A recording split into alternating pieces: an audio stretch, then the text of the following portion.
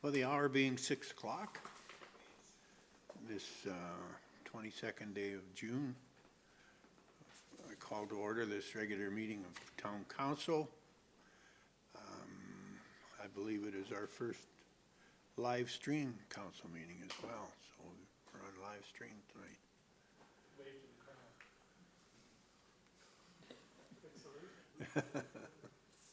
Anyways, first thing on the agenda is a little bit of housekeeping.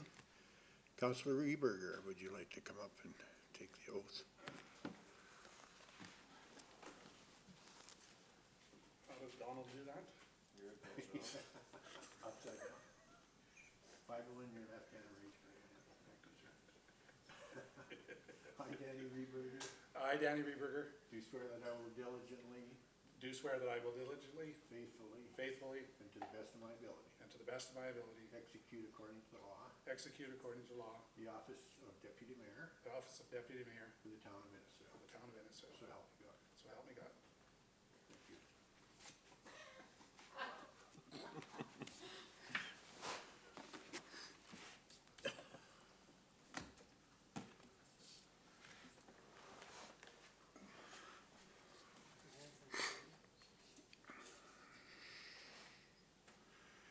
Okay, we have an agenda before us. There's one note, I believe, was pointed out, 4.2, we did at the last meeting, and the minutes of the June 9th meeting special was already done, so we don't need that one. But other than that, are there any additions or deletions? No? Would someone like to move we adopt that agenda? I so move, your worship, Thank you, Councillor Hill, as amended. as amended. Okay, all in favor of the motion?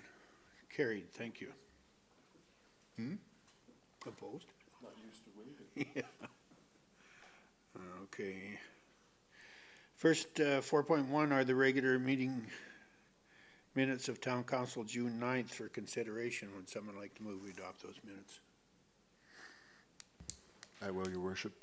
Thank you, Councillor Bates. Any errors or omissions to be noted? No? And all in favor of the motion?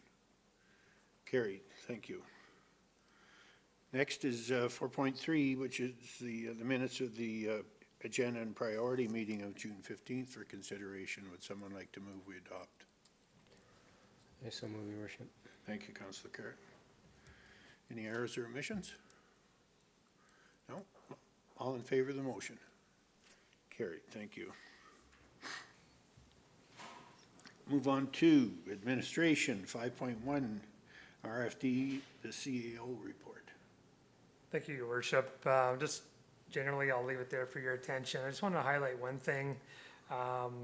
Since the draft policy was presented to council last week regarding racism and discrimination, I reached out to a few folks that had submitted information to council via email in advance of the rally that expressing their concern to council regarding what was occurring. They are representing the visual minorities in the community. A few people reached out.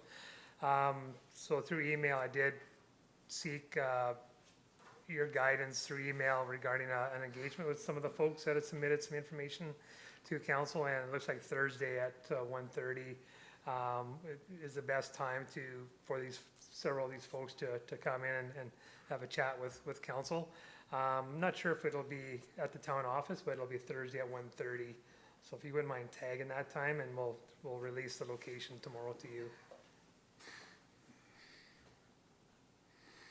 Besides that, the report just indicates a few things I've been working on since the last time we met. And if there's any questions on this report or anything else, I'd be happy to answer your questions.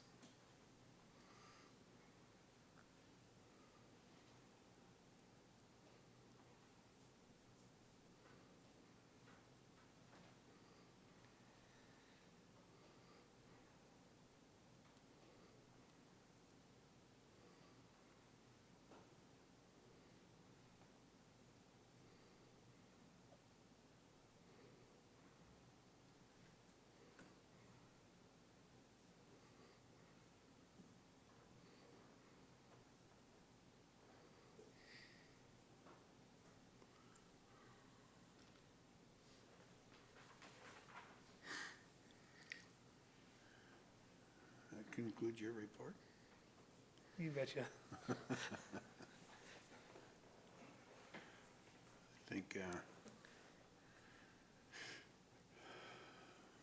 all right, would someone like to move we accept this report? I so move, your worship. Information. Thank you, Councillor Harrison. Any discussion? I'm sure there'll be some comments come up in the council's reports. So. Yeah, all in favor of the motion?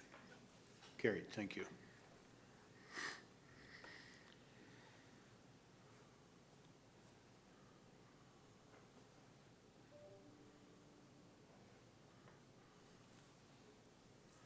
Don't have my paper copy tonight.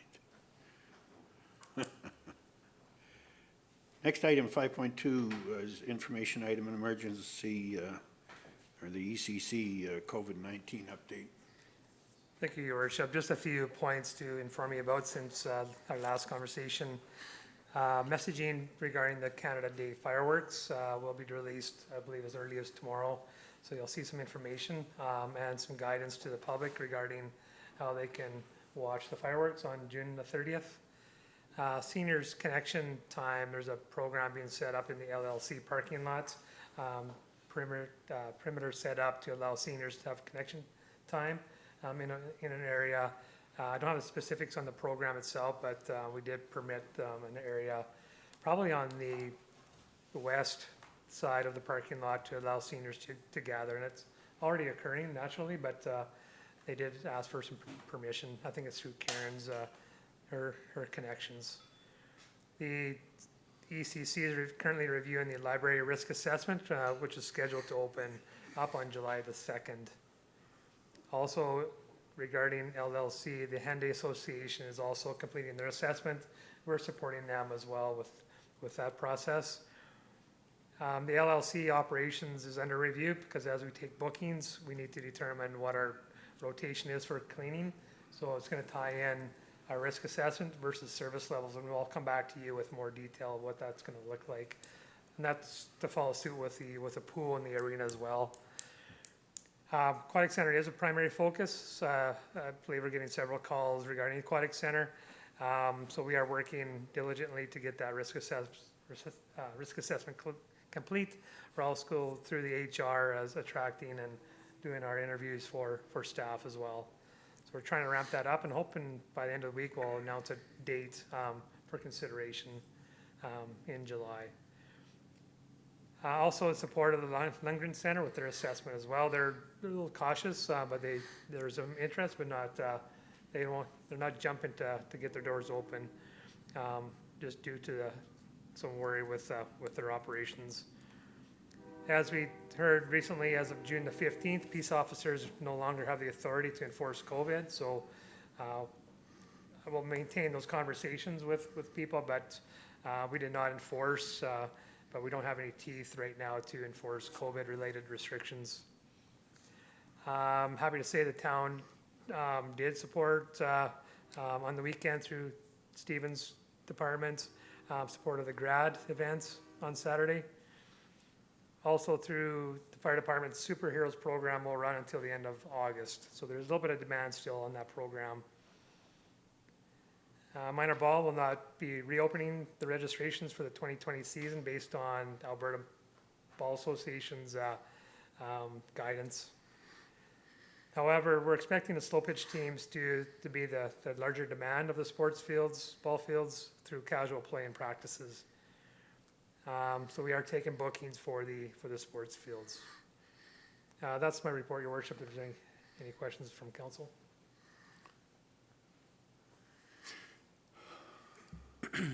Would someone like to move we adopt that report? I so move, Your Worship. Thank you. Discussion? If I may, just a quick question to administration. With the sign that was donated from the town, it did make its way back to my shop. So I have the sign presently and wanting to know if there's a spot that should be made for it or what that looks like. And then also, I think a couple councilors on the weekend did make the suggestion that we should potentially before we forget and scramble, maybe now would be the time to get an overlay before there's a bunch of sun fade or whatever to get to 2021 grads. We could potentially reuse that sign for next year. So just an idea, maybe we could maybe put that in, I think that was Councillor Barkley's idea, but I'll take a little piece of the pie as well on that one. But it's at my, anyways, we can connect later, but I just wanted to ask about the question of potentially getting a overlay decal for then that way it's ready for next year and it's ready at the operations yard. So just a suggestion.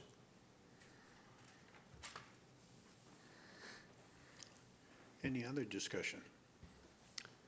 Your worship, I just wanted to correct a small misstep that I made last week, thanking, with the Soul being over kind of in the last week, thanking the coordinator only, and the CAO brought it to my attention that, and of course, it was totally known, the entire staff, just what you guys have done through this chapter of this, and we don't know where we're going, chapters 2 and 3 and whatever, but just to thank all of staff for just keeping us out of trouble and guiding us through to this point.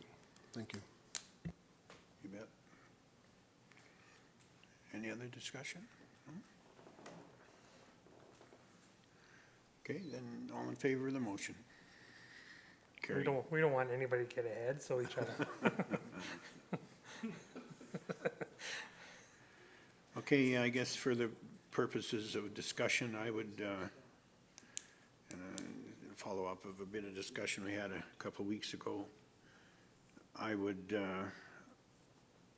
so move that we consider rescheduling council meetings to the afternoon, Monday afternoons at 1 o'clock for consideration.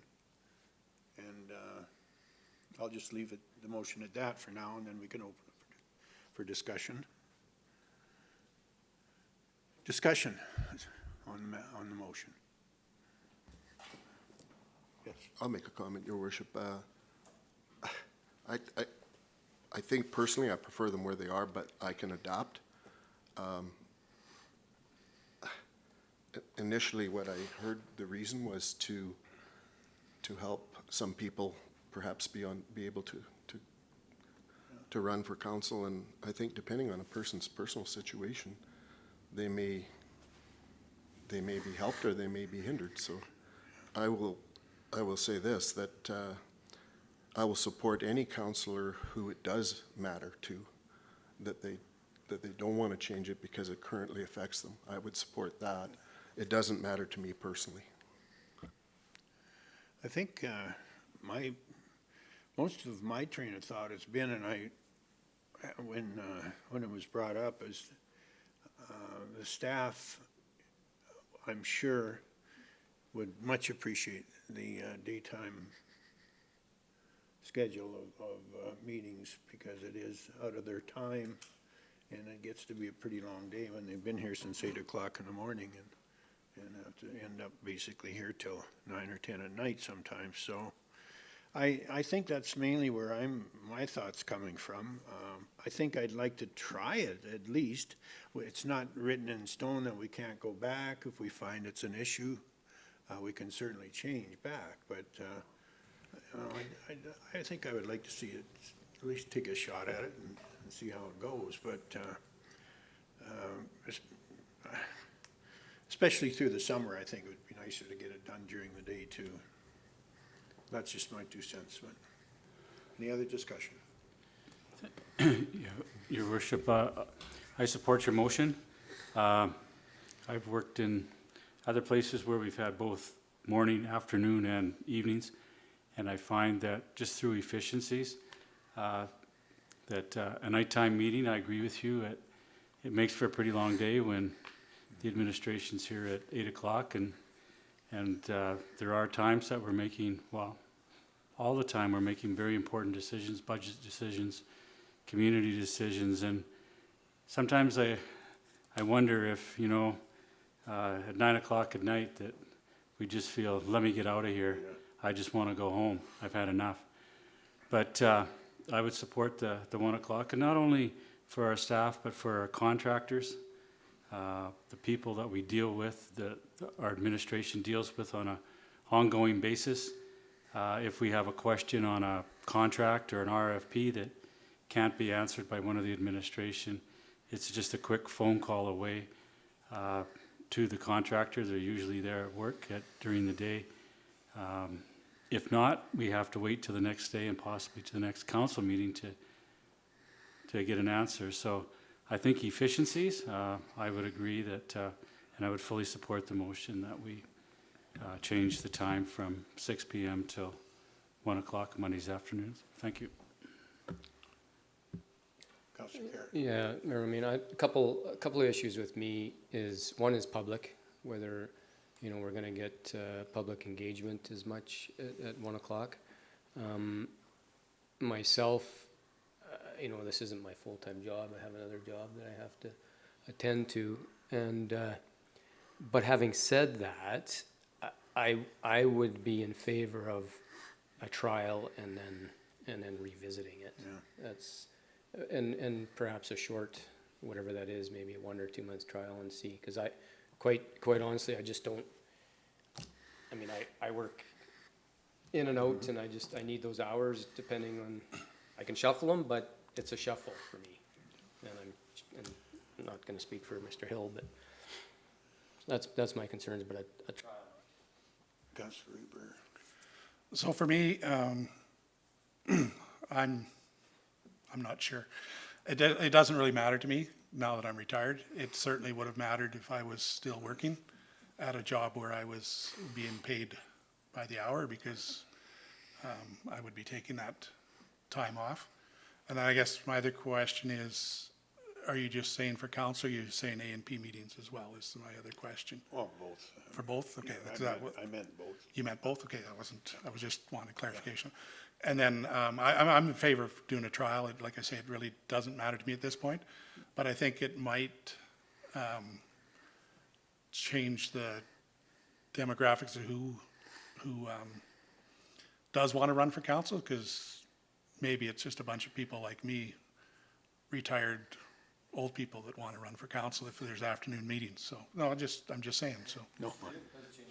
yeah, so that's my 2 cents. Your worship, when I brought this up, I did make some phone calls around to some councils that do meet in the afternoon. I'll give you an example. Olds, I believe they do 3 meetings, 2 council, 1 AMP, and then their 4th AMP is actually at 6 o'clock at night. The person I spoke with said it made quite a difference as far as, I guess, discussion at council. It was much better for administration as well. I look at the demographic of that council. I wouldn't say it's old, but my concern at the time or the night I brought it up was Councillor Carrot not being sure, and I don't think it's fair to change in the middle of the stream if it's not suiting all of council.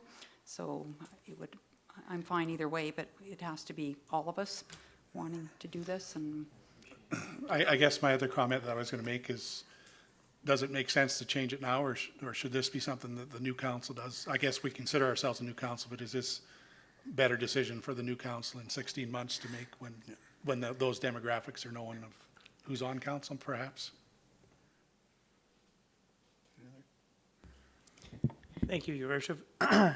So, me personally, given the choices I've made, I've been able to would be able to make this adjustment into my schedule, but I would also find it very difficult that if I didn't own a business and I was still wanting to connect with my community, and I, worked till where you could I would, if I worked a full-time job, it was like a 8 to 4 or 8 to 5, you could maybe start a little earlier with your boss. There's always that give and take, and I just find that it potentially could definitely hinder people of my age or younger, or even older. I just think it definitely impacts it. There is a lot of benefits, as well as for on a personal side, being able to spend more time with your family.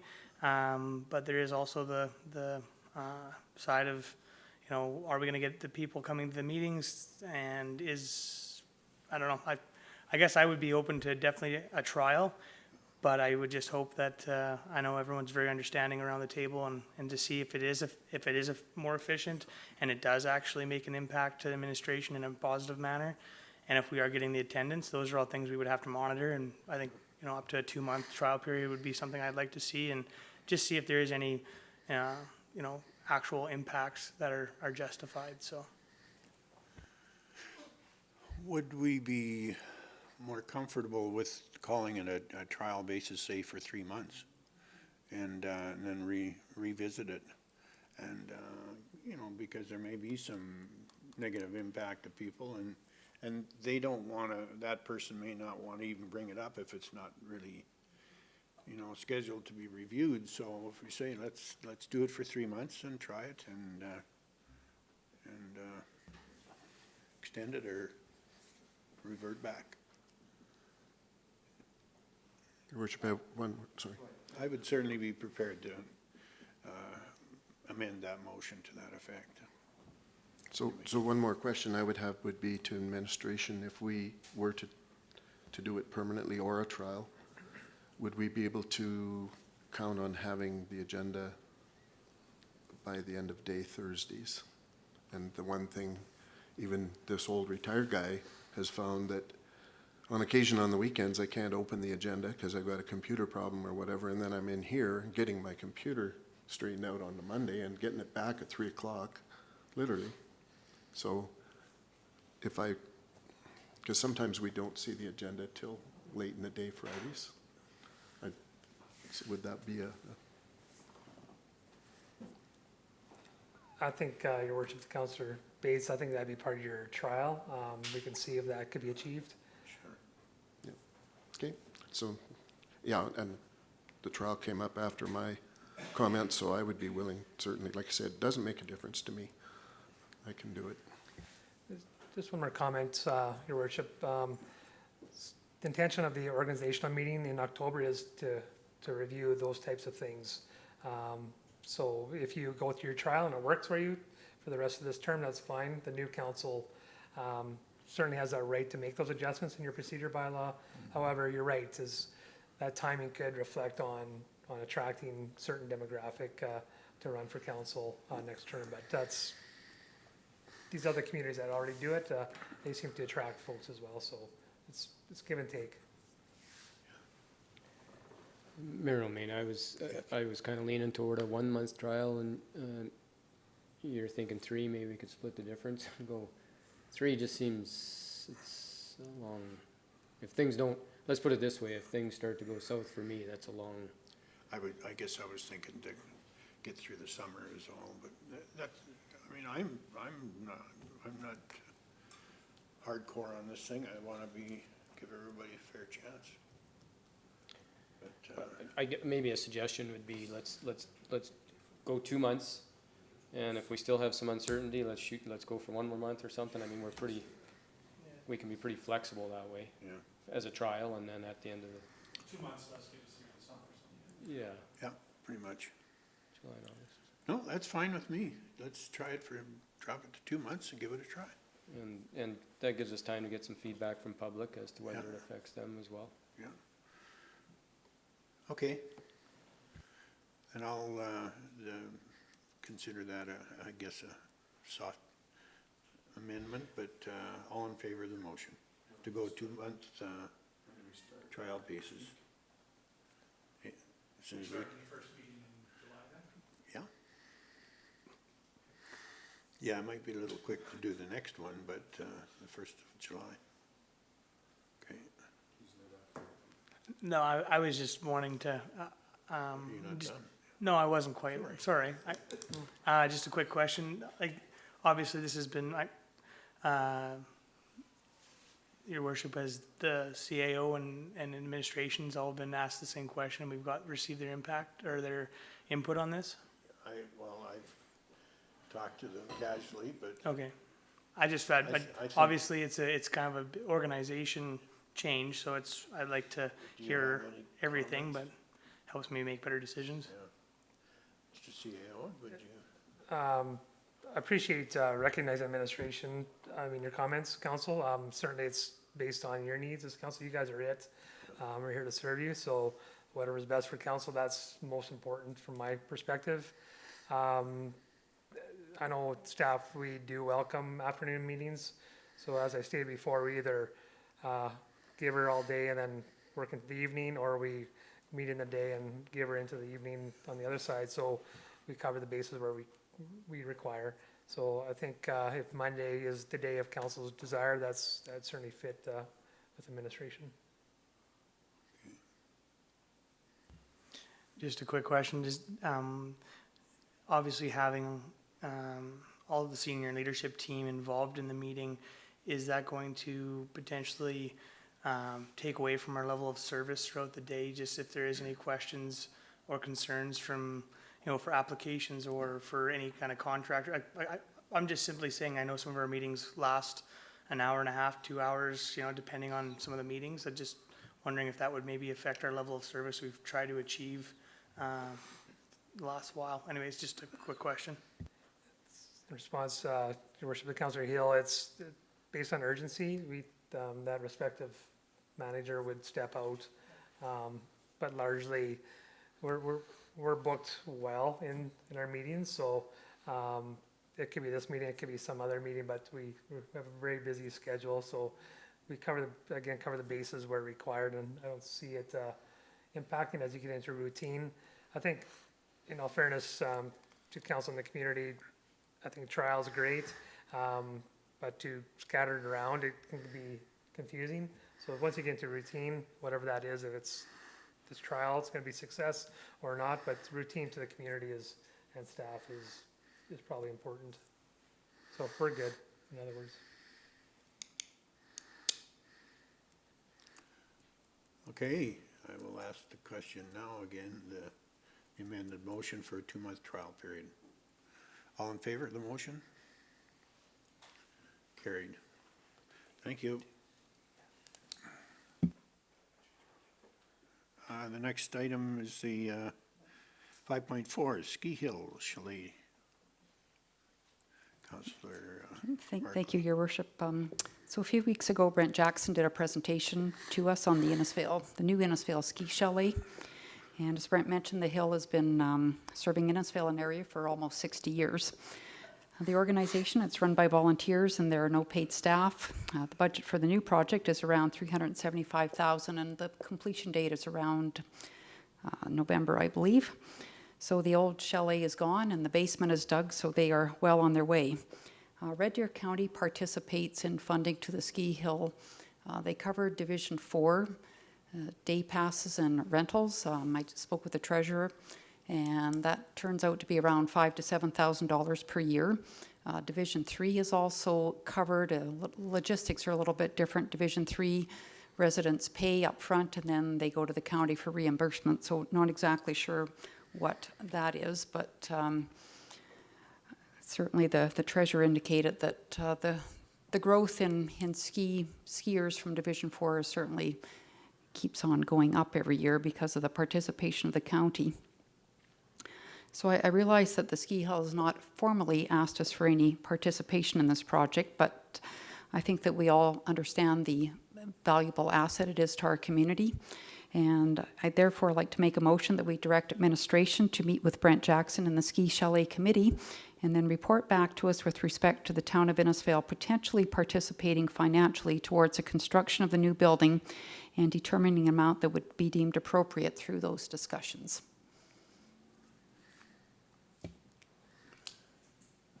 Okay. Questions? Discussion? Councillor Bates. Just a question through to Councillor Barclay, I guess. So, I agree that we try to support.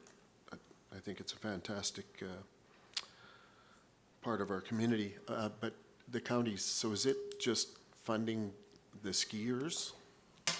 They're not contributing directly to the society, are they? No, they've been supporting residents in their divisions for a number of years now. So Division 4 families come in and they don't pay when they come to ski for the day. They don't pay for season passes, but they do pay for day tickets as well as all the rentals. And Yeah, I then, think like, the county does that on several sports. they could have, yeah, I'm not sure. Anyway, no, I just want, maybe we could get them to contribute to the chalet as well.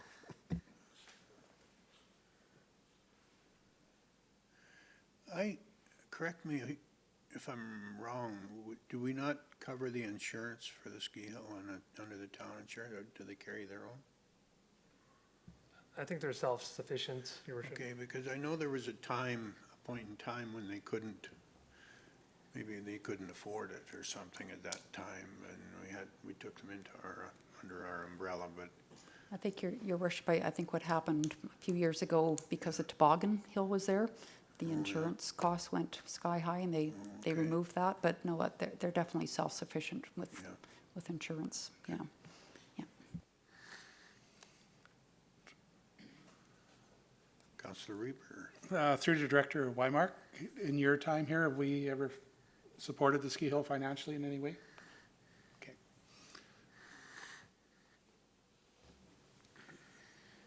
Your worship, I think it's a very important amenity in our community.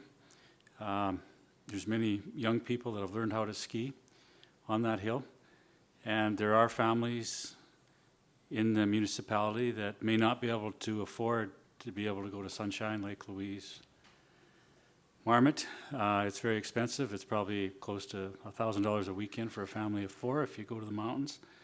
So here's an opportunity for some of our younger families to first learn how to ski and at an affordable rate. So I would support any financial or support the discussions with the ski club. Thank you.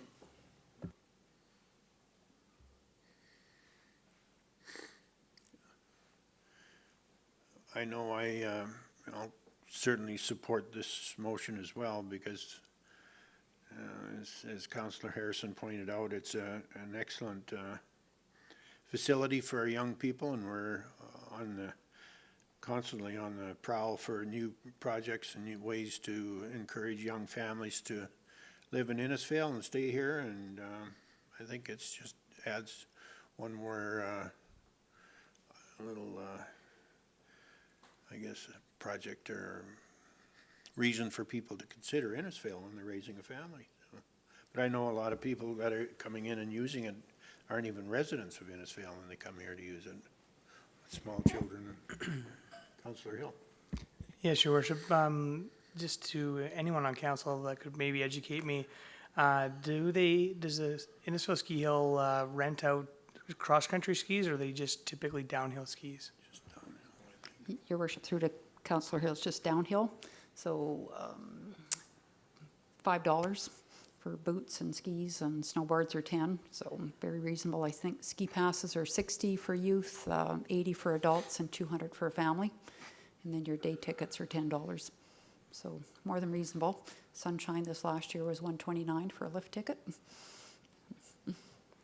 And was there maybe I was misled, but I thought at one time I heard that there was going to be some potential of like snowshoe rentals to be partnered with the golf course and Well, something like sorry. that, just because of your close proximity. Your maybe? Worship, through to Councillor Hill, the cross-country skiing at the golf course is done by the Nordic Club of Innisfail, so they're the ones that set the tracks, and I've never heard of that. I know one time, speaking to Brent through this, I think they were maybe looking in the summertime of if they have a nicer facility, that there could be a venue for smaller weddings and that kind of thing out at the ski hill. So I think the chalet will maybe open up some new possibilities for them.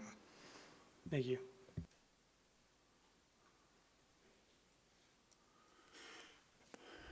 Any further discussion?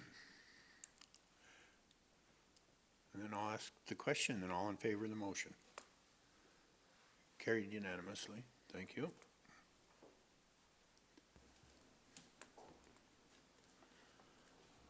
Move on to RFD under 5.5, bylaw 1646, council procedure bylaw for consideration. Would someone like to move? I guess the motion would be to give this first reading. Your Worship, I'm suggesting a slight change. Oh, okay. Actually, sorry, you can make your first motion, yeah. I've added the notices of motion to this report, but I think if you do go ahead with the first reading, I can cover that within that reading. My apologies for interrupting. That's fine. And Councillor Reaper. Okay, I also move we give first reading to bylaw 1646-2020, council procedure bylaw. Okay, thank you. Input. Thank you, Your Worship. So this report speaks to council's procedure bylaw and which is outlining the assistance in managing decisions and providing direction at the agenda and priorities committee meetings. Also added, as I mentioned, information regarding notices of motion that was brought up in a recent discussion with council. Due to the addition of the notice of motion portion to this report, it is recommended to proceed as you are in achieving all three readings tonight as amended. First of all, in relation to the procedure bylaw, the terms of reference regarding A and P meetings, so the committee meetings has been adjusted in this report. What has changed and what will be added would be section 4. So council then would be making decisions and motions to adopt the agenda, to receive agenda reports as information, to refer matters to administration or a committee for review, to make recommendations to council, to give direction to administration on questions regarding policy clarification, in which the final policy to be recommended to council, to move into a closed session, which is in camera, as per FOIP, or to revert to an open meeting, and then of course to adjourn. So that's one area that would be added to your procedure bylaw, again in the terms of reference for the A and P committee section of that bylaw. So also included in this report is the notices of motion. If you could just go down to the bottom there. Thanks, Vanessa. So Vanessa conducted some research on notices of motions, and again, this is outlined within procedure bylaws. So what I'd suggest to you is kind of take a look at more on the Hinton and Jasper, which is closer to the end of this. So first of all, Hinton, what they're stating is that so request for decision submitted by a member is not approved for inclusion in the agenda. The member may submit a notice of motion. The notice of motion will appear on the agenda for the next regular council meeting. Council can do this. They do so by providing sufficient detail to that subject and provide it to administration. A notice of motion is not debatable, so it's not up to that point to have your debate so much at the meeting. Your debate comes when you have all the detail, and that respective councillor can present the detailed information at the following council meeting. The notice of motion can be submitted to the CAO in advance of, will likely be your Thursday 1 o'clock. Well, sorry, we have Wednesday at 1 o'clock cutoff within our procedure bylaw, so we'll likely maintain that 1 o'clock cutoff period to go on to your next regular council meeting. So again, to make that clear, if you're submitting a notices of motion to administration in advance of a council meeting, you would come to the CAO by 1 o'clock on Wednesday. Also then on your agenda, which we'll look back in the procedure bylaw in a minute, but on your list of agenda, we'll have notices of motion. So sometimes you'll have a notices of motion on your agenda, sometimes you won't, but it'll be a list on your agenda. So that's Hinton. Jasper is a little bit simpler. So prior to a regular council meeting being adjourned, a councillor may have the opportunity or will have the opportunity to bring a notice of motion by reading into the minutes the notice of motion and providing the CAO with a written copy of the notice. So today we have a regular council meeting. So once we get into the agenda item, it'll say notice of motion. A councillor would say, so the mayor will ask, any notices of motion? And yes, I have a notice of motion regarding the Ski Hill Chalet donation. This is why I'm bringing this forward next council meeting.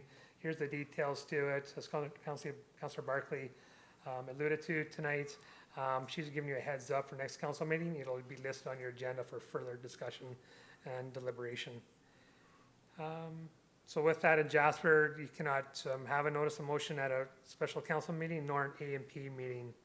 And again, you cannot debate that a notice of motion is coming at that time, only it's a heads up that you'll be getting this next council meeting. So my own perspective, Jasper is crisp and clean. Again, so outside of the council meeting, you can submit a notice of motion to the CAO up to 1 o'clock on the Wednesday prior to the meeting. Or you can introduce it at the council meeting itself. Is that clear? Yeah, I like that. Your worship, through to CEO Becker, so just so I'm clear, so, well, let's take the ski hill, for example. So on the agenda tonight, if we followed the Jasper procedure, would that have been on the agenda tonight as a notice of motion that would have been dealt with 2 weeks from now? Or whenever the next meeting is? Correct. So you brought it up tonight, Councillor Barclay, then it would be on your next regular council meeting. Okay, Or you could have had it to me by Wednesday of last week, and it'd be on tonight's agenda. as a notice of motion or as a item on the agenda? Notice of motion. Okay, so then I guess this would preclude anything coming forward without notice? Is that what I'm understanding? So for example, if Mayor Romaine spoke about the change in council meeting tonight, does that need to be prepared as a notice of motion? Or, So I think we should go to our procedure bylaw. There's emergence items. So to me, if we can maybe just find that, Vanessa, within the bylaw itself, but is 1 o'clock meetings or ski hill emergence? That's for you to determine. You would need, I think, at least 2/3 to determine an emergent agenda item. So it kind of, you can play both sides of that, but, yeah, you have the ability to add things to yeah, there it is right there. J, emergent items means an item added to the agenda of a meeting of council on a motion of 2/3 majority of councilors present. So it's up to you to determine what is emergent, what isn't.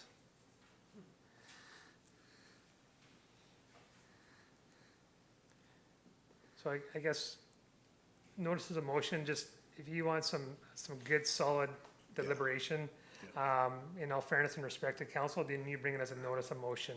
I think both of those items, in my own opinion, would be a good notices of motion. Whereas maybe,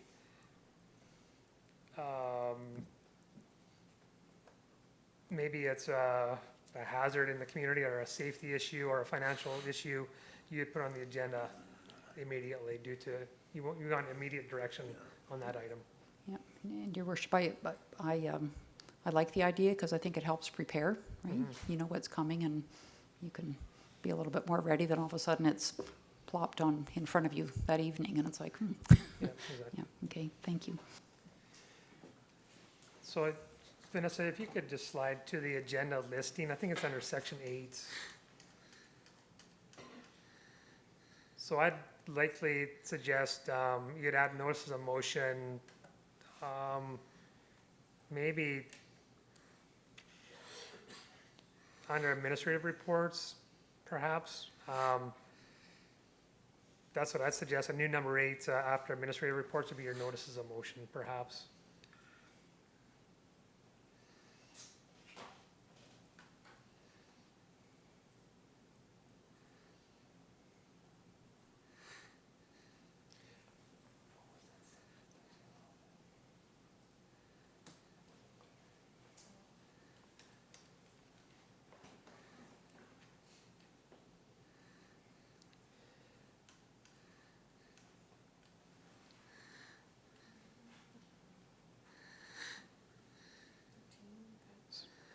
So just to recap, so we're asking council to consider change to your terms of reference for your A&P meetings to add those areas where to help you give the guidance on decision making. Also asking you to consider changing your agenda format to include notices of motion with a process. So we'll likely add some wording in the bylaw if you're comfortable with that. And regarding how you can proceed and advance notice of motion, almost like the Jasper.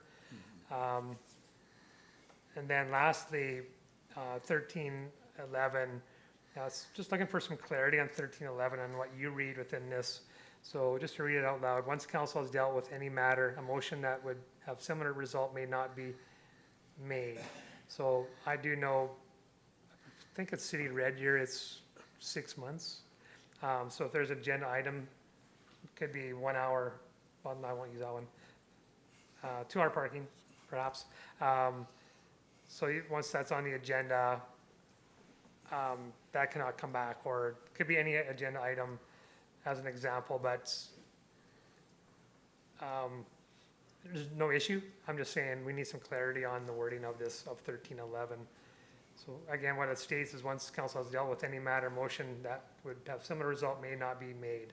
So that, I think you gotta put a deadline on that. yeah, whether it's, maybe you don't want it in there. Yeah. There could be more information coming in as per 2 hour parking, but it also could be dangerous by not having a time period. If council can certainly move that agenda item without any, you could do this all the time, but again, it's a respect thing, and I don't see an issue right now, but clarity would be nice on 1311. Your worship, would like a 90-day clause be? Like, what I'm hearing is if there's a request that comes to council and whatever motion is made as in chambers, and then another very similar matter comes forward because potentially the outcome wasn't favorable. Is that what we're talking about here? So that way it eliminates the reoccurrence of one topic too close to one deadline, or is that what we're talking about here? I'm just trying to understand. It could be all of those.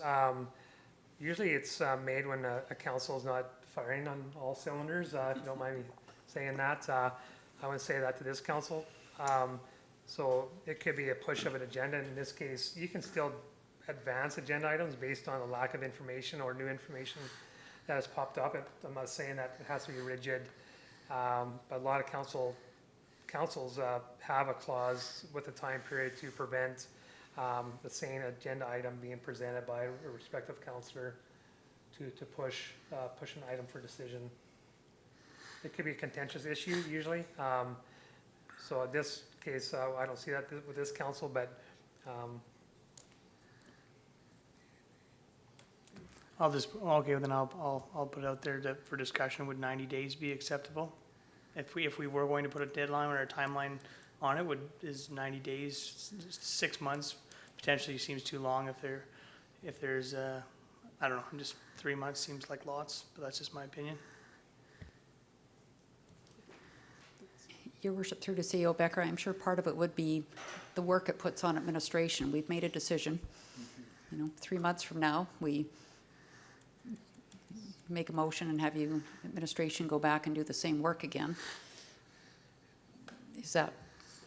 that's fair. Part of it. Or, I hate to even bring it up, but we go back to the chicken debate. The outcome of that wasn't favorable to the person that brought that forward. So 2 months later, now that comes back to us again. So we have to go through the whole process again, even though we've made the decision. So I'm guessing that's what this is trying to prevent. So there's That's a better some example. separation in it. Exactly, that's a better example, Your Worship, Councillor Barclay. So once council has the right to change their minds, for sure. It could be, again, something could have happened with more information coming in. When we see things happen in a very short period of time, we take it as maybe we're not reporting properly. But we try to do our diligence and make sure you have all the right information at that time. So at the same time as we want to make sure you're confident in your decisions, and yeah, it helps us create priorities and move forward on a certain priority. And to switch back again, you have the prerogative, that's your decision making, but it's not the most efficient way to conduct our work for sure. Councillor Huber. I actually had a comment on the original part of what CEO Becker made. I believe there's a typo in there on for E and F. I believe that should be one sentence. It's broken into, I think it's just a page break. I think F is the continuation of the sentence for me. And that's right, is that correct? So that's a typo in there. And I think 6 months is a good idea.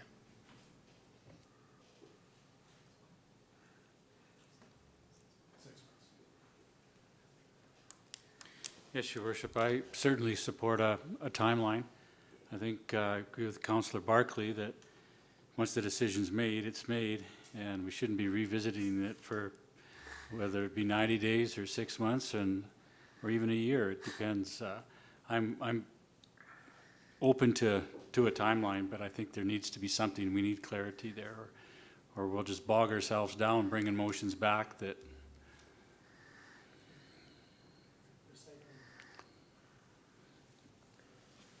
Yeah, Mayor Main through to CO Becker. I agree we need a timeline, and I'd like to see it, agree with Councillor Harrison there, that should be longer. We can't, once we make a decision, we can't keep rehacking things.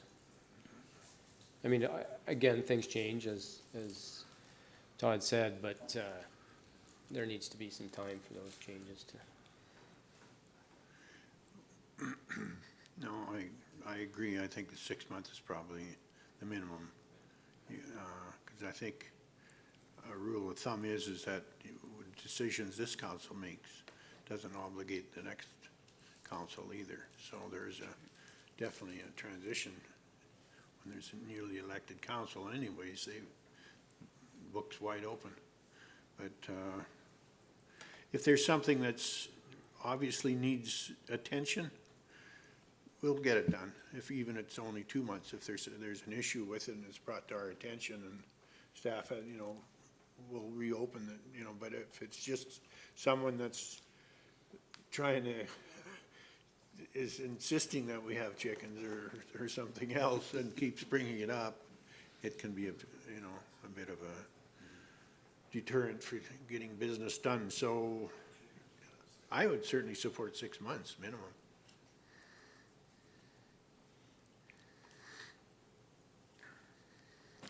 So, you're still just feeling out the changes. Yeah, I was about to say, Your Worship, what I suggest is maintain just first reading tonight. There's a lot of changes I'd rather have your eyes on the wording. Okay. We'll bring it back to you maybe as early as A&P perhaps, ready to go for the first meeting in July, but we'll still advertise publicly your change in the meeting time. But I'd suggest just keep it first reading. Okay, any further discussion on this first reading of our, So I do have a question. So are we putting that 6 month guideline into this first reading? Is that into the first reading? Right. It's not in tonight. there's a number of minor issues. So that we the have. original, not in. the original motion stands and then everything else gets added for the second reading, is that? Yeah, so what I'm hearing the direction would be is to alter the A&P as Vanessa did already, to change the 1311, and then also to add into your agenda your notices of motion plus some procedure and how you do that. That's correct. No further discussion. Good. I'll ask the question. All in favor? Carried unanimously. Thank you. All right. Moving on to 5.6, the council action control.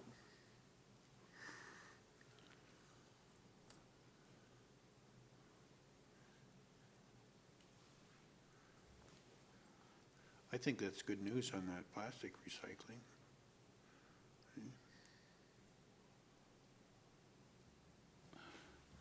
Your Worship, through to CAO Becker, where are we at with the bylaw regarding nonprofits and requesting financial funding? Worship to Councillor Harrison. So just a reminder of council, that's a question regarding a policy that was submitted to legal, just to help council with, to provide larger donations perhaps to nonprofit organizations where you may be in conflict due to pecuniary interest.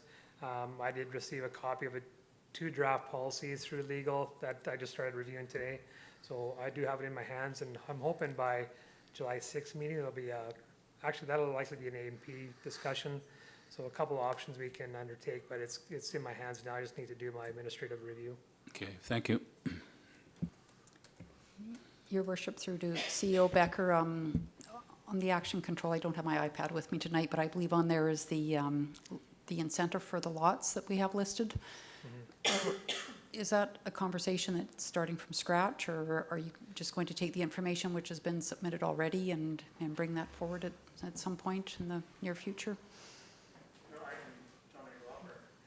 Yes, please, Steve.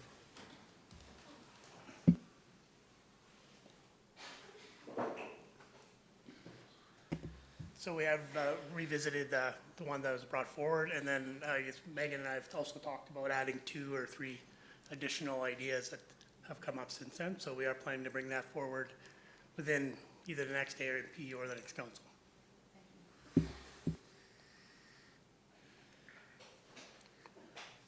Your worship, just a question through to administration. You'd mentioned the E360 and especially, well, getting it going again and the addition of plastics.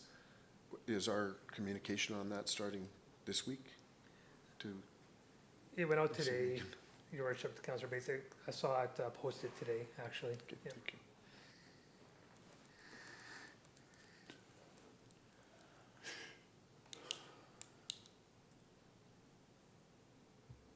Any other discussion on those action items? Okay, would someone like to move we receive these for information? I so move, your worship. Thank you, Councillor Harrison. All in favor of the motion? Carried, thank you.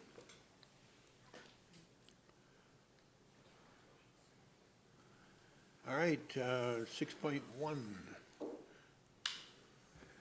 An RFD regarding ICE subletting policy development proposal. Yeah, I'll take that one, Your Worship. Good evening, Council. So I have a couple of items for you tonight. Both of them are pretty straightforward in terms of the ask of Council, but as always, I'll read through the report and just ask you to interrupt me if you have any questions or alternatively wait until the end. But the first of the reports just deals with ICE subletting at the Innisfail Arena. So recognize it's a procedure that some of you might not quite be familiar with, so I've tried to describe it as best as I can in the report. But again, if you have any questions around what that looks like, don't hesitate to ask. So just a bit of background. Administration in late 2019 began a review of some of the needs, gaps, and opportunities associated with the booking and use of ice time at the Innisfail Arena. So we did initiate that undertaking as a result of observing extensive segments of time at the arena being booked, but largely remaining unused. And that's typically through as a result of what's sort of a block booking arrangement in place at the moment.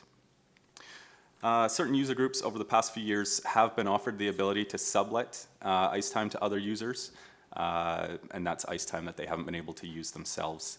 In doing so, they've been able to generate a small predetermined rate of profit for themselves as well. So in doing so, we've noticed just a few detriments to both users of the facility and the town as an organization. I've listed just a few in the report here just for your consideration. So again, we've noted that user groups are paying for ice time they book but don't use. Ice time is essentially being tied up and made unavailable to other potential users. And the town, due to this block booking, again, is unable to properly manage and staff the arena. So as a result of that, we have identified the development of a well-functioning subletting policy as having the ability to address and rectify some of these issues and more. So again, what we see as being possible through something in writing via a policy, we can create the ability to leverage existing user groups' contact networks in being able to attract outside users to the facility. We can provide the ability for users to generate a small margin of profit for their respective organizations, as I alluded to. It does provide users with flexibility in their scheduling, and it also supplements the finite capacity we have here at the town office with respect to the facility booking process.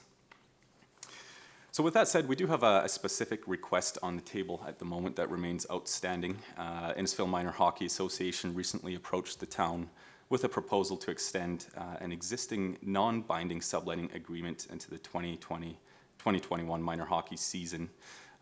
Their proposal was heard by the town's Community Services Standing Committee just last week on June 16th, at which time the committee passed a resolution to ultimately permit Innisfil Minor Hockey to continue subletting ice time on a one-year trial basis, but with conditions as determined as necessary by administration.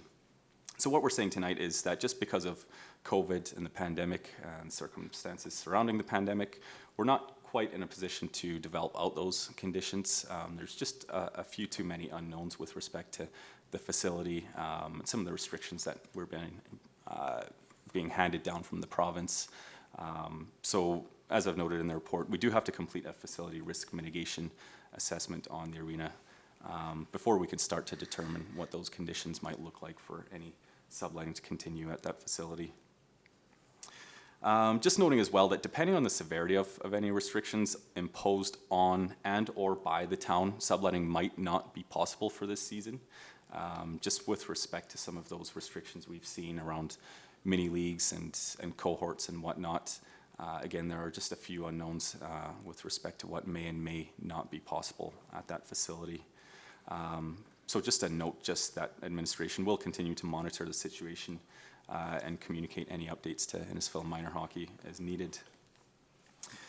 So at any rate, and regardless of the manner in which this forthcoming ice season proceeds, administration is recommending the development of a defined subletting policy that realizes and promotes the many potential resulting benefits to the town, facility users, and the community. So that is the recommendation tonight to council, is that council direct administration to develop a policy around the subletting of ice time at the Innisfil Arena. So that's my report, and again, I'm happy to answer any questions that you might have. Okay, for the benefit of discussion, is someone prepared to make a motion to this effect? I'll make that motion, Mayor Romaine, that council directs administration to develop a policy around the subletting of ice at the Innisfil Arena. Thank you, Councillor Garrett. Discussion?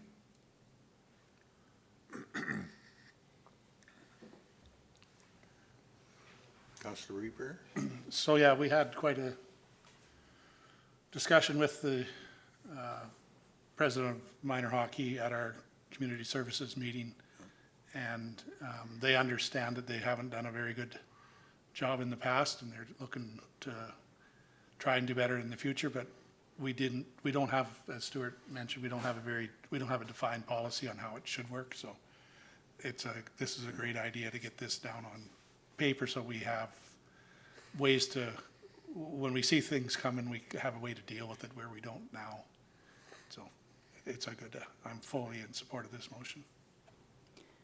Your worship, through to Stuart, are we putting ice in September as per usual, or are we waiting for more updates? Yeah, your worship, through to Councillor Barkley. That is the question mark at the moment. I think, yeah, Trish is monitoring the situation very closely on the facility side, kind of seeing what those restrictions are again that are being handed down from the province. I think there's a genuine hope rather that that would continue as planned, but again, it's a little bit tough to say with any certainty at the moment if the timelines will remain the same.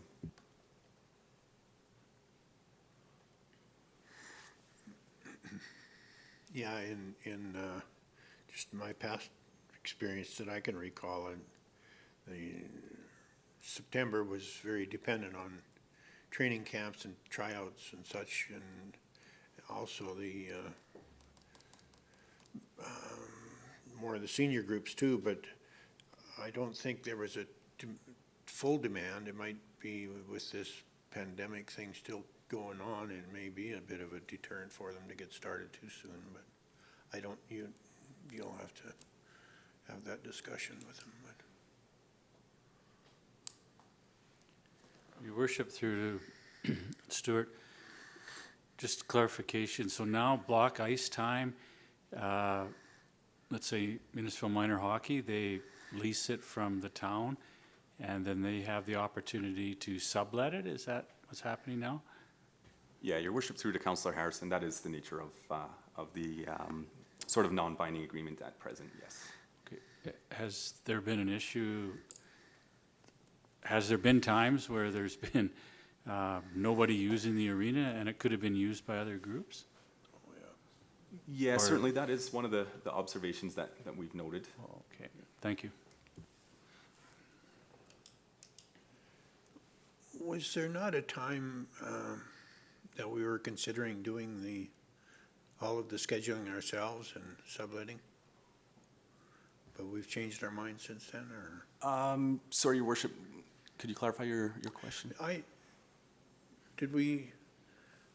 Just, seems to me there was a comment that we were gonna maybe take over the rescheduling of all ice facilities.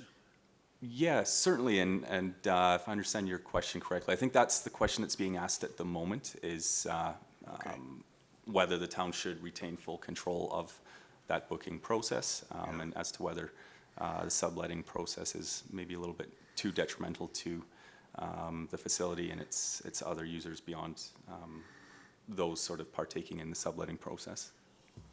Because, again, my experience in the past, it's a very time-consuming duty, that ice scheduling. When I look back at the people that did it in the past, Ralph Leesmer and Blair Bush and those guys, it was a full-time job scheduling ice, believe me. But again, if you can get volunteerism to pick up that's certainly a relief to the administration, but it's got to work. But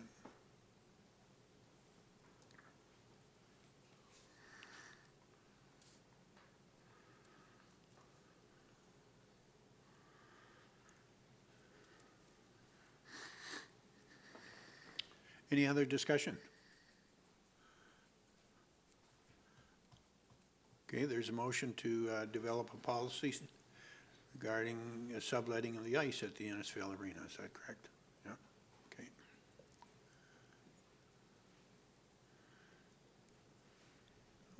All in favor of the motion?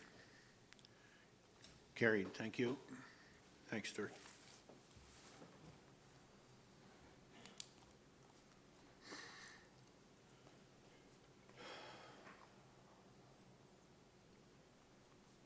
Six point two, request for decision regarding recreation, leisure, and culture. Amenities plan.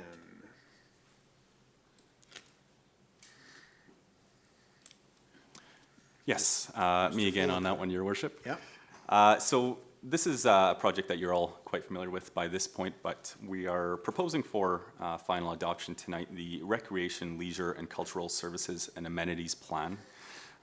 So what really motivated us to develop the report for tonight specifically is the conclusion of the stakeholder engagement period. So I'll just again run through this report briefly and just give you a bit of background and refresh your memory with respect to the project. So the town in 2018 issued an RFP to review the needs of the community and look at the potential for the development and modernization of facilities in the community.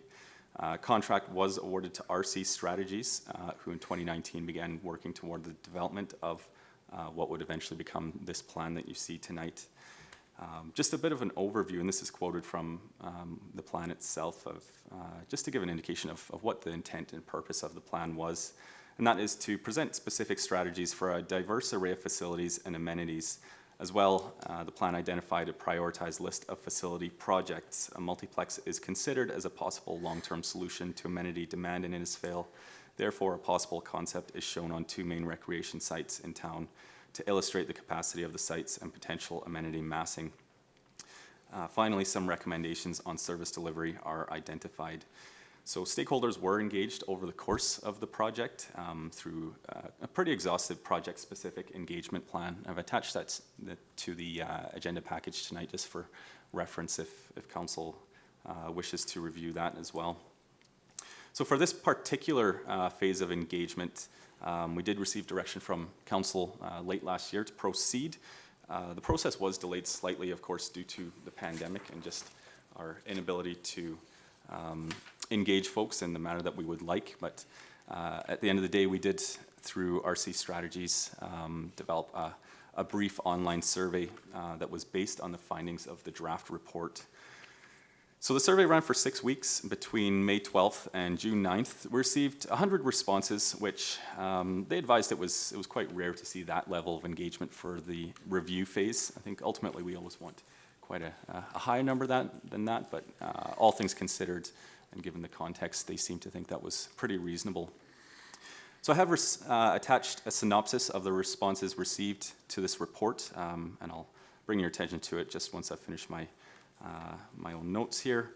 Upon collecting and reviewing the survey's results, RC Strategies notes in the document that I'll show you that no changes are recommended to the Recreation, Leisure, and Cultural Services and Amenities Plan.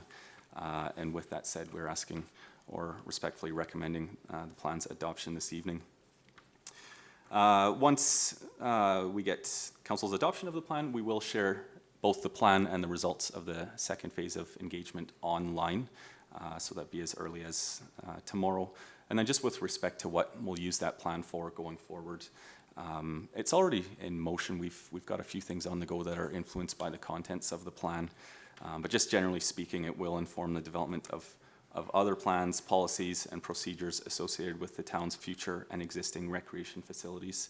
So one we're working on right now in the recreation world is a review of our rates and fees bylaw. So there's some great content in the plan that'll help inform the direction that we ultimately bring back to you as far as recommendations on that one. So that's, again, the report I have. And if I can maybe just ask you, Vanessa, to scroll to the next page here. So this is just a general synopsis of the feedback, again, in the second phase of engagement. It's quite brief. I don't think I'll go through the results unless Council wishes for me to do otherwise, but the questions and their respective answers are summarized quite neatly and concisely there. So they are there for your review if you haven't had a chance to take a look already.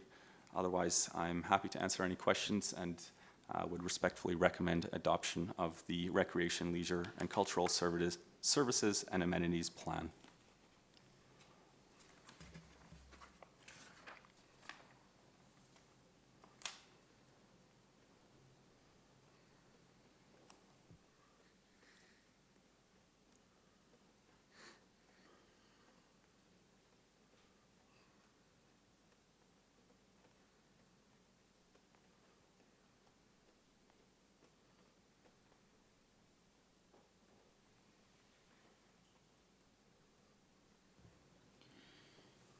Worship through to Stuart. On the residency, there's 19% Red Deer County. Is that the survey results, or is that 19? Was there 19 survey results from the county out of the 100? Yeah, Your Worship, through to Councillor Harrison, that's correct. Your interpretation is correct. That is for the participation in the survey, yes. Okay. And does that sort of sit with the percentage that's used by Red Deer County in our facilities, 20%?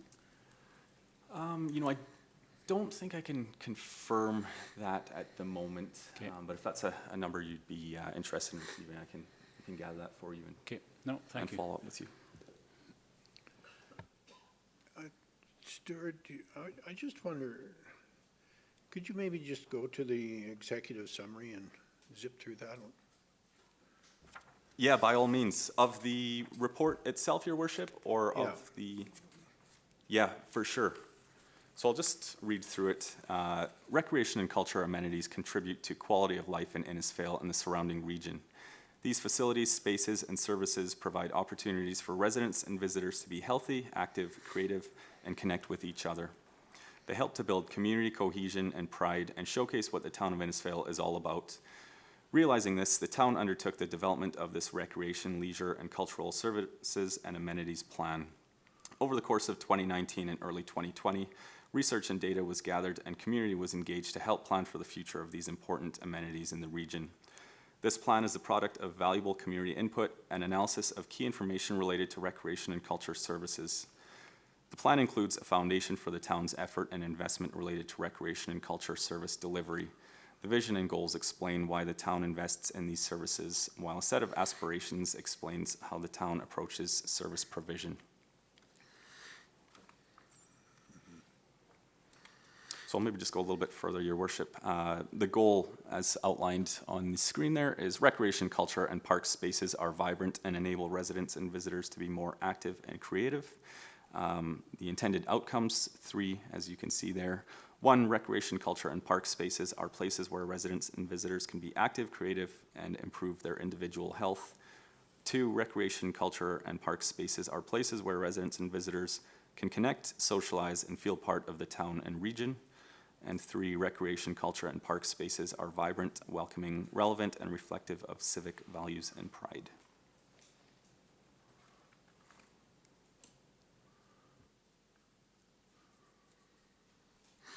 Your worship, through to Stuart, there's 2 motions you want made, I believe, in the recommended action. Yes, you're correct. Councillor Barclay, thanks for pointing that out.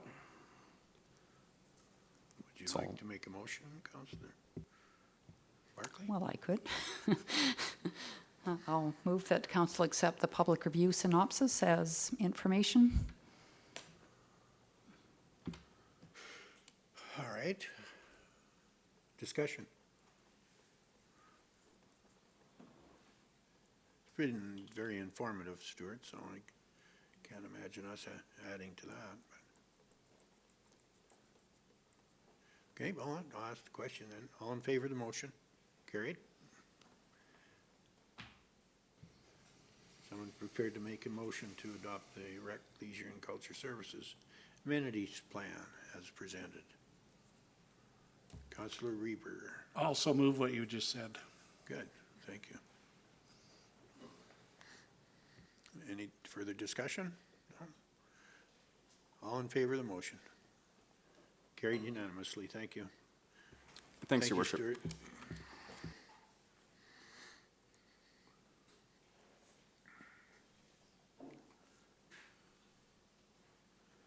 Okay, moving on to operation services regarding the heliport operation. I believe Megan right. has a presentation for us. Thank you. So this is sort of a update follow-up item from our meeting last week. So on June 15th, 2020, following the presentation of a risk assessment regarding the current operations of the heliport, the town provided notice to NavCan, STARS, and AHS Air Ambulance that the Innisfail Hospital heliport was closed. And on June 18th, is actually when we got it in, the town submitted a request to Transport Canada for the voluntary surrender of our heliport operations certificate for a period of 1 year. Since that submission, we did receive confirmation approval of that 1-year suspension back from Transport Canada. So the suspension of the operations of the heliport is intended to eliminate current town liability associated with existing non-compliances and allow for a thorough consideration of the desirability and feasibility for continued operation of the site.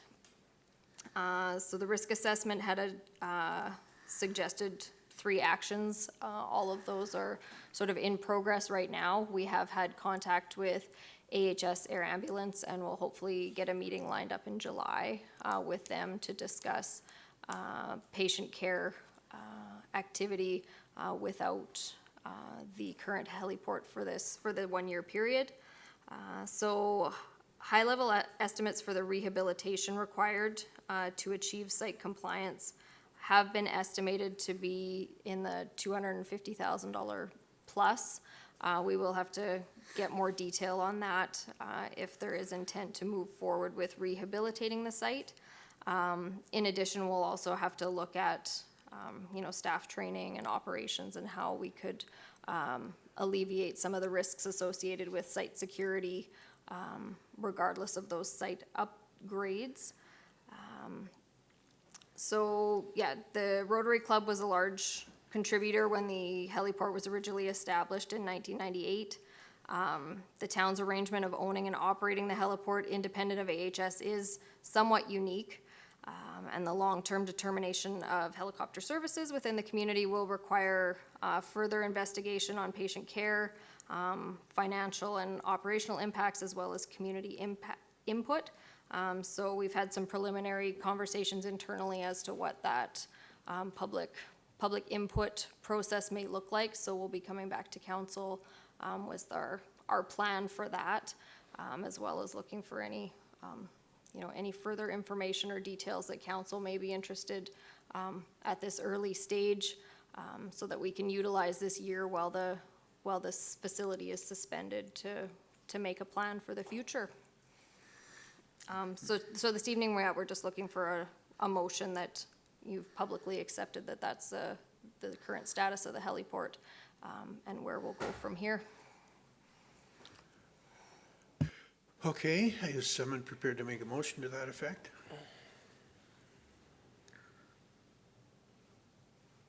Oh, Councilor Karen. I'm not prepared to make a motion at this point. I've got a couple questions first, so someone, if you entertain that, or would someone that can make the motion? No. That's- No, we can, I'd just like to, I guess I'd like to Clarification. ask what, it's, sorry? Oh, public consultation, can you just explain to me what you're thinking there? Like I guess we don't have a full scope of that at this point. Right now, we'll have some communications going out to inform the community that the heliport isn't currently operational. I do anticipate that might get us some feedback to start that discussion. We'll likely need more information for details for council and the community to try to evaluate the sort of risk reward in terms of Okay. costs and. So I guess where I have an issue is with the word consultation with the public. We have all the information and we're gathering that information and a public information I'm okay with, Yep. but I don't think we're prepared to, I'm not prepared to take public consultation on that they don't know all the ins and outs of what Right. STARS is and what we determined that it's not really a viable location and we've got other options. There's so many factors. So that's the consultation word to me is what's throwing me off, I guess. And I guess in our public participation policy, yeah, there's sort of that spectrum of what's considered from just informing the public through to Right, and I have directly involving them in the no issue with discussion. informing I don't think at this point I'm particularly prepared to start doing any kind of surveys and No, any no, of no. that. So Yeah. that's what I read from that word consultation, so I just Okay. wanna. Yeah, at this point, we don't have any schedule set out or anything, or that we're at a position to ask for that feedback yet. Your worship, to Megan. Megan, is it more stakeholder engagement? Is that, Well, we'll be talking with AHS to get more information, really that will be for council in terms of what sort of impacts, if any, or what they are on patient care, right, to help inform that decision as to whether you're looking to pursue rehabilitation or not of the site. Well, I'll take a stab at maybe making another motion and we can maybe discuss it. That council provides input on analysis and provides public information for the determination of a desired future of the Innisfail Hospital That's fair. heliport. that's the motion you made? Yes, sir. Okay. Open for discussion. Well, Your worship, through to Megan, if we decided in 2 months' time that we don't think we want to spend $250,000 plus to carry on with this, would we go through a process of a whole year? Or, If that determination was made, we could move to just giving up Yeah. the certificate altogether, Okay. yeah. okay, thank you. Your worship, through to Megan, we could have an airlift tonight. We've got a heliport that's closed, there's an OTAM on it. So I guess, what's the plan B? Do we go to Big Bend Airport? Do we go to the Red Deer Airport? Has there been discussion with AHS on how we're gonna handle that? So currently, yes, they would utilize the Innisfail. Big Bend Airport if that was feasible, or they would use ground transport. So patient care wouldn't be compromised at all? That's part of that discussion with Air Ambulance. Their initial, when you go through that risk assessment in terms of how it would be impacted, and they, evaluated all those different transportation times. I guess there's always the chance. But that's hopefully what we'll get a clearer picture with Air Ambulance as well. Yeah, thank you. Yeah, Mayor Main through to Councilor Harrison, and let's remember that all of the transports by helicopter are out of this and out of the hospital here in the past. And AHS will have, and emergency services will have a backup plan for sure. And then they will determine, and also don't forget the best case scenario for STARS or any helicopter medevac service is to land right on site, so that option is always still there.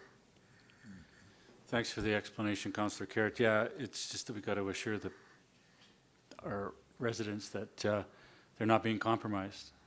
Yeah, thank you. And your worship, through to Megan, or I guess Councillor Carrot, back to the word, the consultation word, as opposed to information, I guess part of me says, well, public consultation built that thing in the first place, right? It was Rotary coming up, and I believe it was Greg Novell actually that came with a large amount of money to get that thing off the ground. So I'm wondering if, public consultation isn't potentially working with maybe a service club or two who may want to take that on, not saying that they would, but I don't think consultation is just, we're going to the public to get their feedback, as opposed to maybe looking at fundraising options and that kind of thing. So that's what I take that phrase as. I think we'll work with communications through your policy in terms of, helping council decide where you guys want to fall on that public participation spectrum in terms of, how much input you want to invite to the process. And just through to Councillor Barclay, I just want to be clear that I'm in favor of consultation once we have all the information and to possibly go for those groups, to talk to those groups. But I think we need more information, and I think we need to see what those other options are and whether that is a viable. Sometimes the heart gets in the way of what's not really a viable spot anymore with the skateboard park and et cetera. Okay, any other discussion? Well, Your Worship, I think it's just, even from this discussion, it's incredibly important that we get the proper communication out, like literally immediately after this meeting. Otherwise, some people will take it absolutely the wrong way and consider that they're at risk. And so I think this one's right up there in our importance of communication. And I mean, most of us had the opportunity to hear from 3 experts for an hour as to why it's currently not viable. And we need to make sure that. There's certainly going to have to be an education.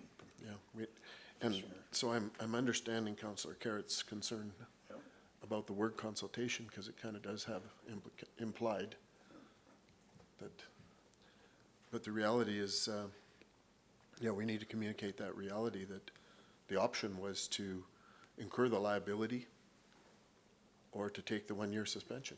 That was the 2 options that I heard. I didn't hear there was a 3rd option. And so that's where we're at. Thank you. Okay. Any other comments? Discussion? Okay, I'll ask the question then. All in favor of the motion? Carried unanimously. Thank you. For Councillor Harrison's benefit, they have already contacted the Innisfail Flying Club, and they're going to work with them on the Innisfail Airport arrangements. That sounds great. Thank Yeah. you, Mayor Romaine.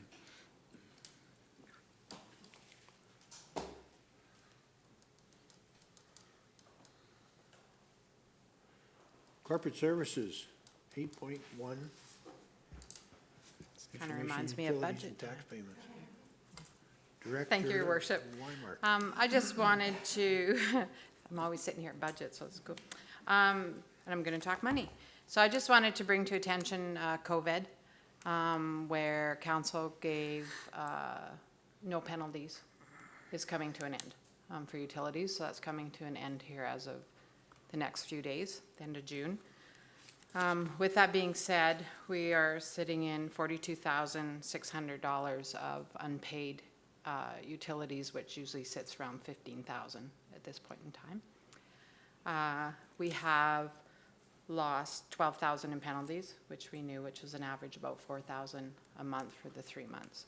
So the next bill that comes out will be the end of July. That will have a penalty on it, as per. So I just wanted to bring a notice back because you will hear something in the public. We've had quite a few that thought their bills, they didn't have to pay them at all, and now they're going to have quite a shock when they get a bill plus penalty at the end of July if they don't pay. So that will be a hefty penalty. So just that you're aware of that. Taxes also, we're in much better shape for taxes. We're sitting at 3.5 million, which we sit about 1.52 million at the end always. So we did great in utility or in taxes, considering they didn't have to really pay till the end of the end of the year without penalties. So our community really believe in paying their taxes, and they've stepped up to the plate for that. So I believe COVID did not affect that component as much as it has the utility side. So it was just a case of informing you where the numbers are at, the reminder that penalties will be charged on the next billing cycle, which is July, not June. And just to be a little bit prepared for if you hear some talk in the community. Mayor Romaine through to Director Weimark. That the penalties aren't retroactive. It's just like there was a penalty-free period. And Correct, then, 3 months and then penalty-free. go moving forward. Thank you. So now the June 30 bill, you've got 21 days to pay it. Right. So they will have 30 days to pay the next bill that comes out without a penalty, but at the end of July, we will penalize any outstanding accounts at that point in time. Your Worship, through the administration in general, I guess. So you're reminding us, I assume you're also going to remind the public? On a regular basis, Thank we you. have been reminding them that it is in their best interest to make the payment and that it is running out.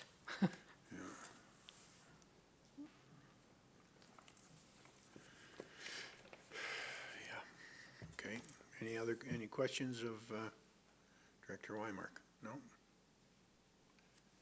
And would someone like to move we accept this for information? I so move, Your Worship. Councillor Hale? All in favor? Carried. Thanks, Heather. Move on to correspondence and information.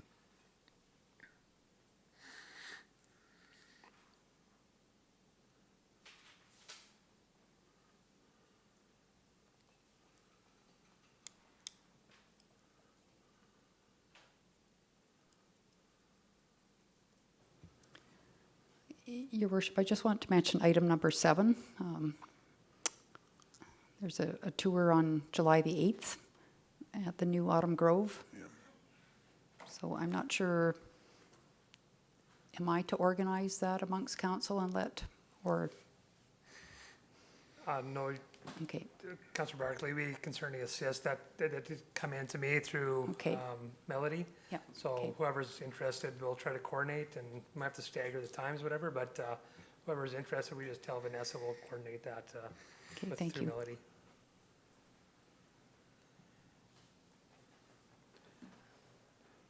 I imagine it'll be fairly popular.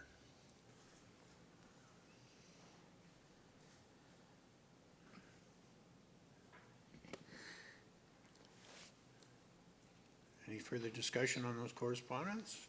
Sure. Councillor Reberg. Item 2, through to Stuart, you have a typo in the minutes of the meeting from the 16th. Mamie O'Dwyer was absent, and she's down as seconding the adoption of the agenda, so just a small typo.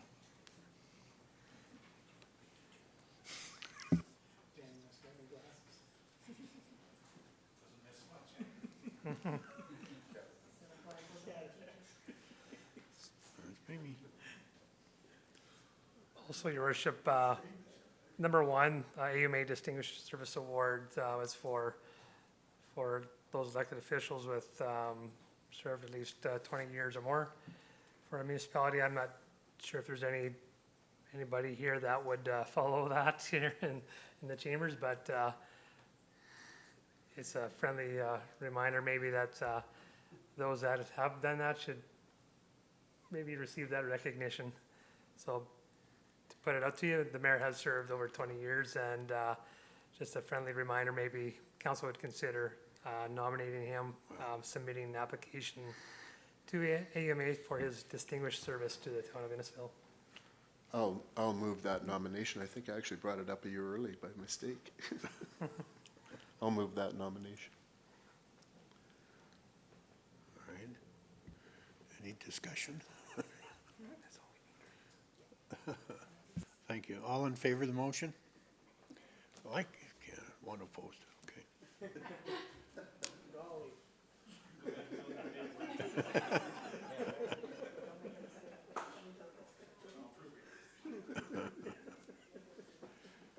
Okay, did we move to accept those correspondence? No, we didn't. Is there a motion to accept those correspondence for information? Thank you, Councillor Harrison. All in favor of the motion? Carried, thank you. Well, let's go around the table here. Councillor Hill. Thank you, Your Worship. I would say one of the biggest things that was able to participate in was sorry, this sounds like I'm echoing, was the Innisfil grad. It was really, in my opinion, really well executed. There was a few logistics that I'm sure in hindsight, they would have done things a couple things a little bit different. But all in all, I think it was great to honor and celebrate with them. So other than that, a lot of local businesses had no issues with contributing in some way, shape, or form. So that was really uplifting to see the amount of sponsors. And it was excellent. That's all I have. Thank you. Okay. Councillor Bates. Okay, well, I guess since last council meeting, of course, there was the rally, which was very much a significant event with its surrounding engagements. I also had MPC last week, the council orientation and 13 Ways, a busy week. I attended the latter half of the grad down at Centennial Park. And this week I have an FCSS meeting, and I did pay my taxes. You pay your utilities.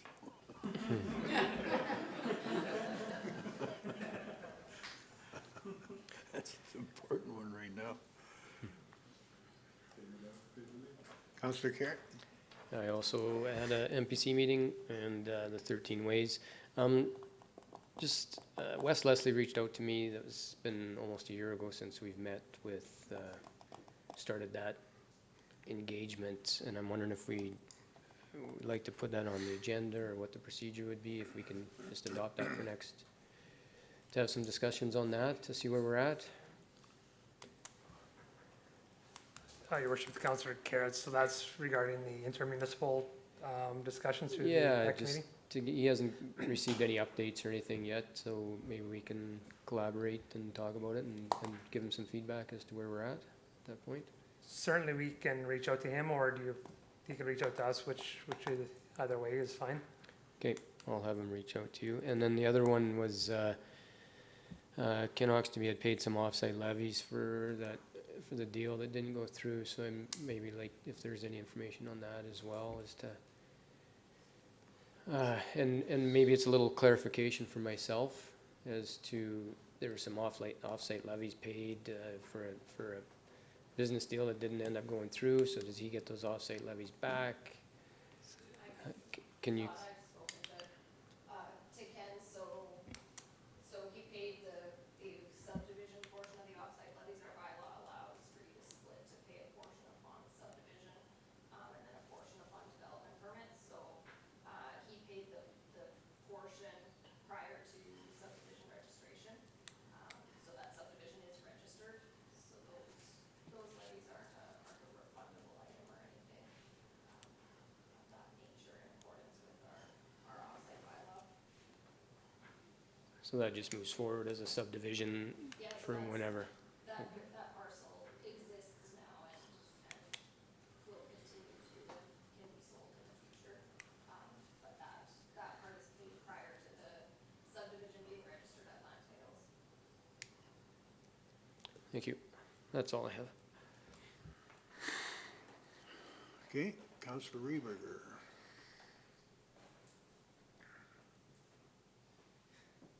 I think you missed one. Oh, there is too. There's a Barclay in there. I'm sorry. Councillor Barclay, I'm Whatever, sorry. could have carried on. So, was it Grad 2020 down at Centennial Park? It was great. Glad to see they had such a beautiful day for that. It was MPC last week as well as 13 Ways.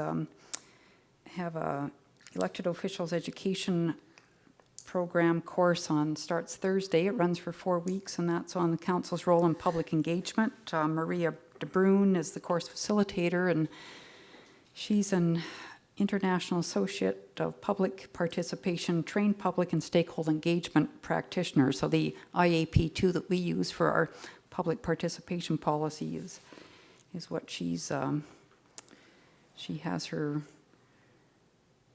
trained in, so it should be very interesting. Also, Cape General Meeting is on Wednesday, and speaking of that, I'm wondering if about Councillor Harrison. He's new on council, and is he going to take the committees that we kind of took over when Councillor Boss resigned? I know for me, Cape was one of them, but I'm not sure if there's been any discussions around that.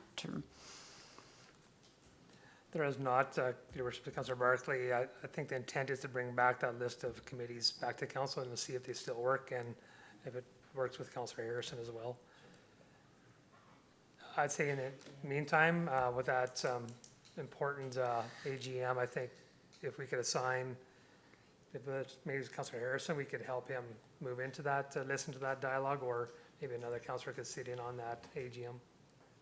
Well, I'm registered for it, and so I got the information today, and I don't, if Councillor Harrison would also like to register, or I'm not sure you can, but.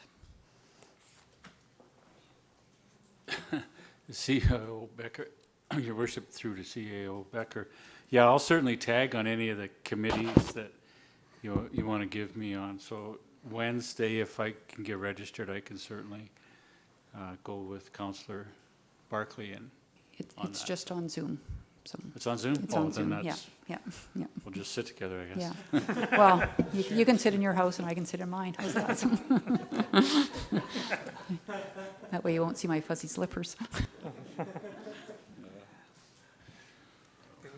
Okay. Good point, though, okay. Now, Councillor Reber. Okay, now I'm ready. You're ready. Okay, so I attended the rally, the council orientation, 13 Ways, and as previously stated, the Community Services Committee meeting. And I also attended the grad portion down at the parade in the park, and I thought that was quite a unique little event, and I'm glad I attended that, other than the ride home uphill all the way. Councillor Harrison. Thank you, Your Worship. Kudos to Steve and his crew. I was by the ski hill and the lot there was being mowed, so that looks really good. Keeps down the mosquitoes. I also attended the council orientation, and it was certainly informative. It was about 2.5 hours of lots of good stuff. 13 Ways briefing, I attended that. And I had a comment, or a number of comments on 56th Street, and it's regarding large trucks. And it's the upper end where they come off of the C&E Trail, and they go down 56th Street towards Lakewood Drive. And it seems like these large transports are using that portion as a bit of a truck route, and they're going on the upper end of 56th Street. So, and I've noticed, I don't know if it was in our community or another community, they have a sign that says, "No large trucks, local deliveries only." Is it, so, just a comment, Steve, so, other than that, that's all I had. Thank you very much, Your Worship. Okay, I'll just touch base on the rally. I think it went reasonably well. I took a shot for the team and went and got my test, AHS test. They're recommending 3 to 5 days after to be tested, so I tested good, so we're all good there.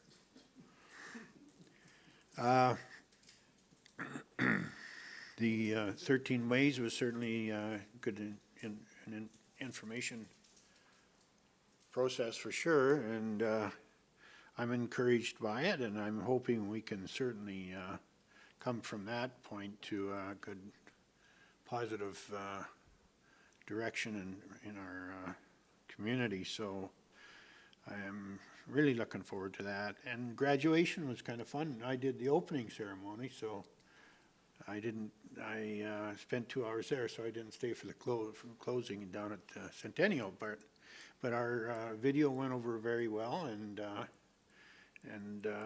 Carrie both came to me and thanked me for council's input there. So that was good. But overall, it looked like they were having a good time, and it sounds like they did at the closing process too. So that's good. That's all. Oh, I did have some information too. I had a chat with Earl Kinsella today on our situation with that conditions on our industrial property, and he's given me some direction. I'll come to you tomorrow, CEO Becker, on what he's looking for from us, and get that ball rolling ASAP again. So. No, the development, oh, what did I say?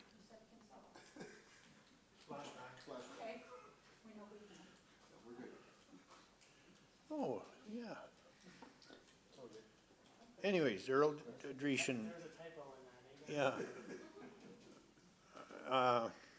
Anyways, no, it's to do with the land development agreement that we're stuck with that 5-year condition on transferring the topic. So anyways, I'll check in with CEO Becker, and thought we'll talk about the package that he wants us to put together, and hopefully get some results there. And now that we're closing in on the final completion of that project, I think it's the end of this year, isn't it, Heather? Yeah.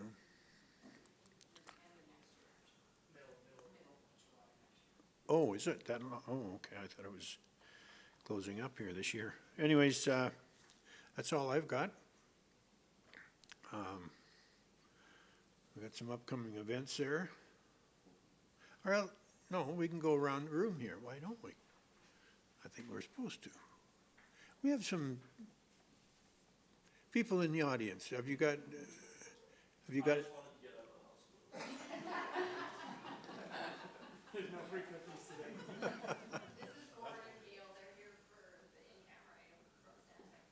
Oh, I see, okay. And you're both here for that purpose? Okay. Mr. Sparks? What's up?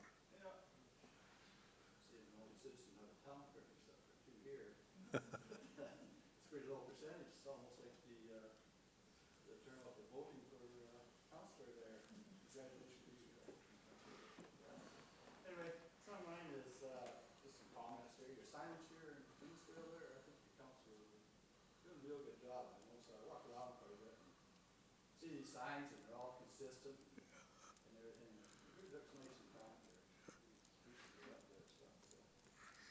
And your meeting time, I'm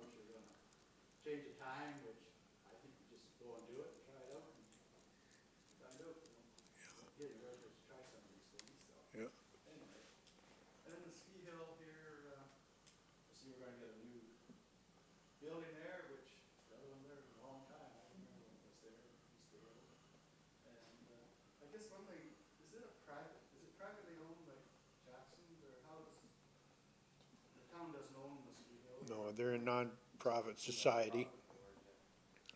So, I guess I have some kids ask me, say, well, we can't go in there because it says no trespassing. They kind of read it as private property and they're not to go in there sometimes to ski. Is that the way that is? Well, the society owns the property. They would have the rights to post it if they wanted, but, Just I can't explain to them why it is. yeah. Public property is, or private property. But no, other than that, I just congratulate the town on the job you do for Thanks, Ryan. street cleaning or snow plowing. Folks will shovel my driveway off once in a while.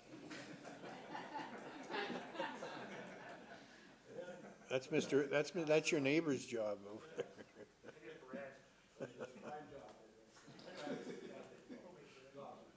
Thanks, Ryan.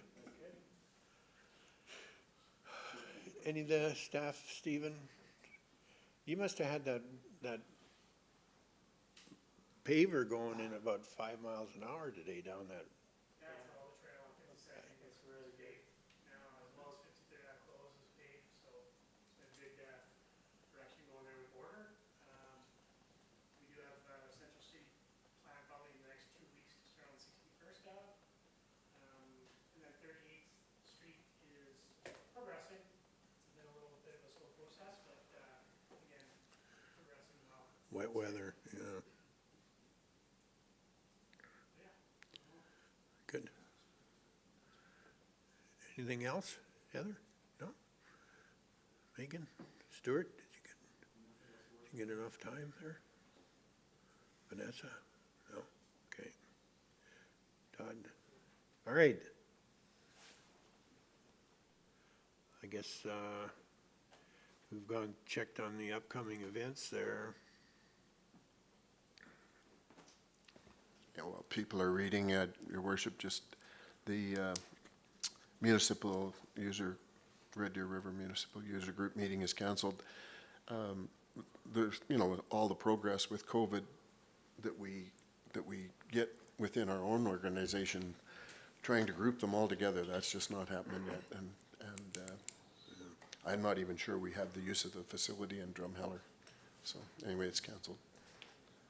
So is the policing committee meeting that's canceled as well? Or moved, it's gonna be moved some other time. Yeah, rescheduled.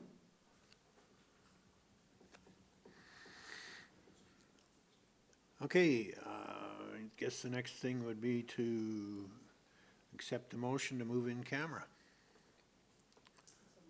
Okay, thank you, Councillor Barkley. And let's take a couple of minutes break. will you?